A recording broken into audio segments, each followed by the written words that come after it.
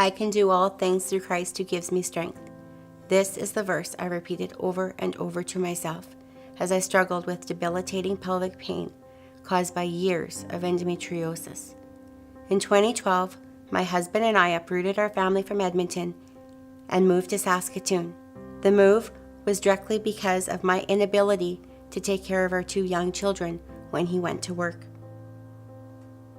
My husband sacrificed a job that he loved with great pay and benefits so that we could move back to my home province of Saskatchewan, where I had family support. That year would prove to be the sickest I had yet. Most of my medications were not covered, which added to the pressures of trying to make ends meet on an income that was substantially reduced from what we were used to living on. During it all, my husband's contract ended, leaving him unemployed for 3 long months. I was incapable of doing anything to change our current predicament, leaving me angry and blaming God.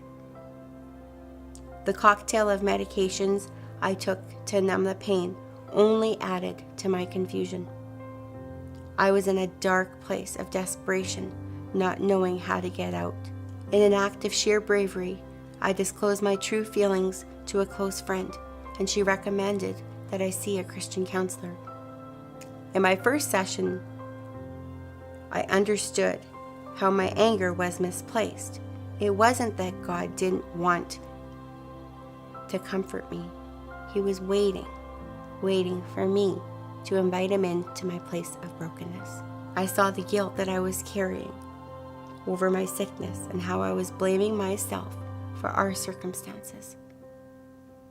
I realized that I was basing my value and worth on what I could do.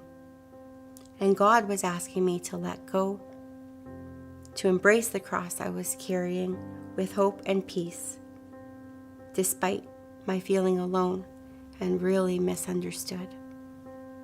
It was here that I experienced a God who had never stopped loving me.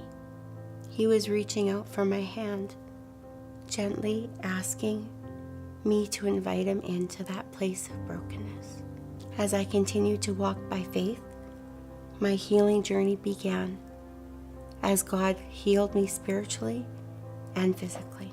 I learned that walking by faith is knowing my desperate need for Jesus, whether you're in the valley or on the mountaintop. Every single day, I consciously choose to see the things that I do through the lens of God's power in and through me. And it's through this lens that I've learned what walking by faith is all about.